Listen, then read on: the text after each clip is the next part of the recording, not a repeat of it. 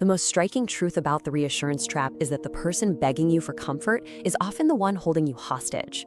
Now, we generally assume that providing reassurance is the ultimate act of kindness, right? But in certain high-pressure dynamics, your own biological drive to soothe the distressed person is actually used to turn you into a 24/7 emotional life support system. So why does the person who claims to be helpless end up having all the power in the relationship? Well, this is the core paradox of what's called the rescuer hook. It's that moment your own capacity for empathy, your desire to be a good person, is turned into the very mechanism of your own emotional exhaustion. All right, let's really dig into this, because this quote, it really gets to the heart of it all. It feels completely backward, doesn't it? The person in distress, the one asking for help, is secretly the one in control? I mean, that challenges our most basic ideas about what support and vulnerability even are. But what we're talking about today isn't just some clever turn of phrase. It's a clinical description of a really powerful psychological dynamic. It's about how our natural biological instinct to help gets rerouted, turning us from a supportive friend or partner into a full-time emotional mechanic, constantly on call to fix the next crisis, whether it's real or manufactured. And this is the central mystery we're going to investigate. How in the world did this power flip happen? How can what looks like weakness become such a potent tool of control? Well, it all hinges on that concept I just mentioned, the rescuer hook. This is the moment your best qualities, your compassion, your sense of responsibility, your drive to fix things, are actually leveraged against you. So today, we're going to break down piece by piece how a dynamic that so often starts with the best intentions, something that feels like love or support, can slowly, almost invisibly, turn into what the source material calls parasitic enmeshment. To do that, we've got a clear roadmap. We're going to start by dissecting the anatomy of the trap, defining the key psychological tools at play. Then, we'll expose the repeating three-step cycle that really locks this dynamic in place and makes it so hard to escape. From there, we'll explore the hidden motivation for both people, because, this is rarely a simple case of a victim and a villain. And finally, we'll get to the most important part, the path to awareness and the steps you can take toward reclaiming your sovereignty. So let's start by taking apart the machinery of this trap. How does any relationship, a partner, a parent, a friend, shift from being a healthy, two-way street of mutual support into what's called unidirectional maintenance? That state where one person is doing all the emotional heavy lifting all the time. Well, this shift doesn't just happen overnight. It's built on a few key and often totally unconscious psychological processes. So this first one is a real mind bender. We're not talking about simple empathy here. Projective identification is much deeper and way more disorienting. Imagine someone is feeling an intense, unbearable anxiety they just can't handle. So, without even knowing it, they project it onto you. Through their frantic words, their tone, their body language, they basically induce that exact same anxiety in you. And suddenly, you are feeling a desperate, urgent need to solve their problem. Not just for them, but to get rid of this terrible anxiety that you are now carrying in your own body. It's a subconscious transfer of an emotional burden, and it is incredibly effective at making you act. And this slide right here shows the next piece of the puzzle. The rescuer hook is the story that keeps you in the game long after you probably should have stepped back. It's that feeling, that deep down belief that if I leave, they'll completely fall apart, or nobody else understands them the way I do. This belief is really seductive, right? It makes you feel special, necessary, maybe even a little heroic, but it's also the very thing that chains you to the dynamic. It stops you from setting boundaries because you've been sold this idea that their survival is entirely on your shoulders. So what's the predictable result of carrying someone else's feelings and being hooked by the belief that you're their only hope? Caretaker fatigue. And this isn't just feeling a bit tired after a long chat. No, this is a deep, systemic exhaustion that you can feel the moment your phone buzzes with their name, or the second they walk in the room. It's a physiological response. Your body knows it's about to run an emotional marathon and it just tenses up. And crucially, this fatigue isn't a sign that you're weak or that you're failing to care enough. It is a predictable symptom that the trap's mechanism is working on you. This line is chilling because it captures the internal experience so perfectly. Our brains are wired with something called mirror neurons, and they're what allow us to feel what other people are feeling. It's the basis of empathy. But in this dynamic, that whole system gets hijacked. You become so constantly tuned in to the other person's pain, their distress, their anxiety, that it starts to feel more real and more urgent than your own needs. You begin to feel deeply guilty for just wanting to rest, or see your own friends, or focus on your own life. Your own sense of being a good person becomes the very leash that keeps you stuck. This comparison really lays out the difference in black and white. On the left, you've got a healthy, active connection. It's about mutual value, a two-way street. Support flows both ways. And, this is key, it encourages sovereignty. It helps both people become stronger, more capable individuals.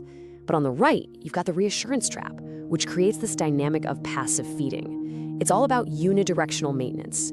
You're basically writing a reassurance blank check, constantly pouring your energy into a system that doesn't just fail to build them up, it actively fosters their dependency on you.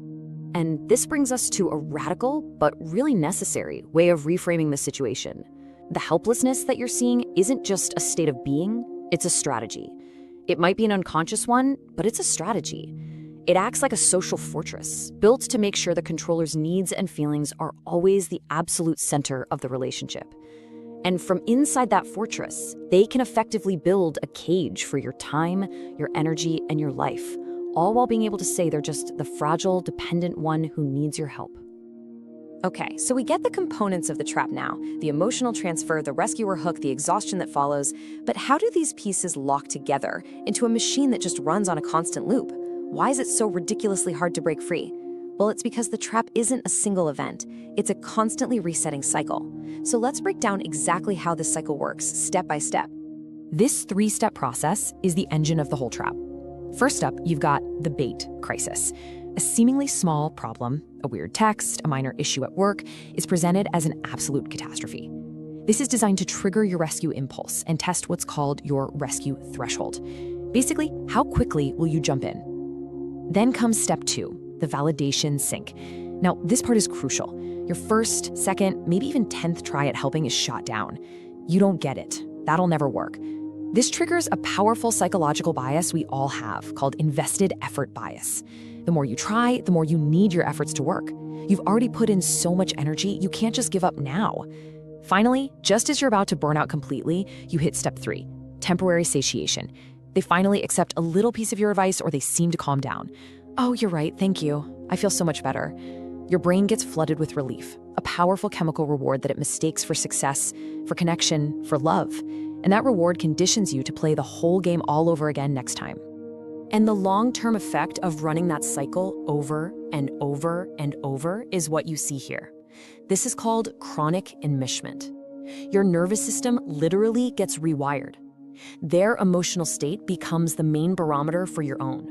When they're calm, you can finally feel safe. Your shoulders can finally unclench. But when they're distressed, your brain registers it as a personal failure that you have to fix right now. You start to lose the ability to separate your own peace of mind from theirs. So that cycle is brutally effective. But for it to take hold so powerfully, there have to be these underlying motivations on both sides that let it happen. It's not just about what's happening, it's about why. It's rarely as simple as one person being bad and the other being good. It's more about two sets of vulnerabilities that just happen to lock together like perfect puzzle pieces. This slide lays out the unspoken contract that really powers the trap. On one side, the controller's underlying goal is something the source calls total narrative centrality. By making their fragility the constant, urgent center of the relationship, they gain incredible leverage over your behavior. Their pain can be used to control what you do, who you see, where you put your energy. And on the other side, you have the target's vulnerability, the need to be needed.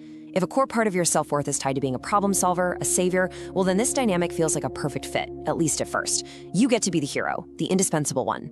You might, without even realizing it, value the role of savior more than the identity of being a separate person. These two needs create a really powerful, self-perpetuating system. Seeing this contract laid out like that can be a little confronting, but understanding the why isn't about judgment or blame, it's about illumination. And with that light, we can start to see a path out of the trap. This is where we shift from just analyzing it to taking action. How do you start to see this dynamic clearly in your own life and begin to change your response? The first tool is what the source calls the growth audit. And this isn't about judging them or yourself. It's just a simple, compassionate, and descriptive analysis of the outcomes. You step back from all the emotional chaos, and you just become a neutral observer of your own efforts. And the core question is this: over the last 6 months, has my help actually helped this person become stronger and more independent? Or has my reassurance just become the fuel for the next crisis? And here are the specific questions you can ask yourself. First, is my reassurance actually building their strength? Are they becoming more capable of calming themselves down and solving their own problems? Or is it just fuel for the next crisis, basically just resetting the timer?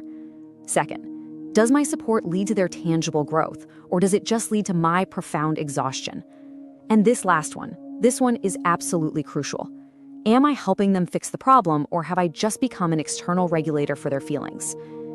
Answering these questions honestly is the first and often jarring step to seeing the trap for what it is.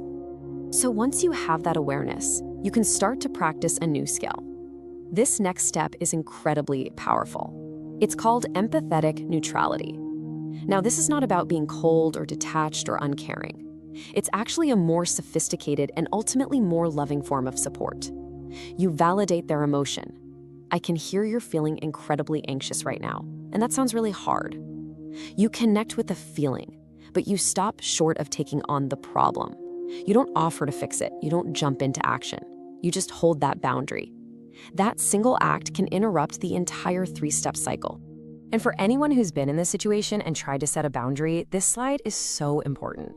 That feeling of panic that just floods your system, that overwhelming wave of guilt that makes you want to immediately take it all back, it is so important to realize that this is not a sign that you're doing something wrong.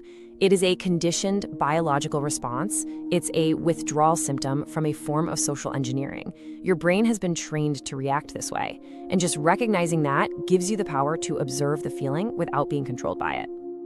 So once you can recognize the dynamic, audit the results, and practice a new way of responding, you're on the final step. And this is about more than just managing a difficult relationship. It's about reclaiming your own emotional sovereignty. It means making a fundamental shift in how you see your role in all of this. So what's the difference between real support and what happens in the trap? Well, the crucial point is this. Real, genuine support has the goal of fostering autonomy. It wants to help the other person become stronger and more independent. The goal of the reassurance trap is the exact opposite. It's to keep the other person stable at your expense, ensuring they remain dependent on you as their primary source of regulation. So true care fosters independence. The trap fosters dependency. I really want to end with this metaphor because it captures the futility of the trap perfectly. You can pour all of your energy, your time, your love, all of your water into their bucket. And you can do it with the absolute best intentions in the world. But if they have a hole that they are unwilling or unable to patch themselves, all you will do is end up empty. Your resources will be gone and their bucket will remain exactly as it was. Ultimately, you are not an emotional regulator for another adult. You are not responsible for managing their feelings. You can offer empathy, you can offer support, but you cannot run the race for them. The baton for their emotional well-being was handed to you, but you never actually had to accept it. Reclaiming your sovereignty is the quiet, powerful, and necessary act of realizing that it is not your baton to carry. Put it down.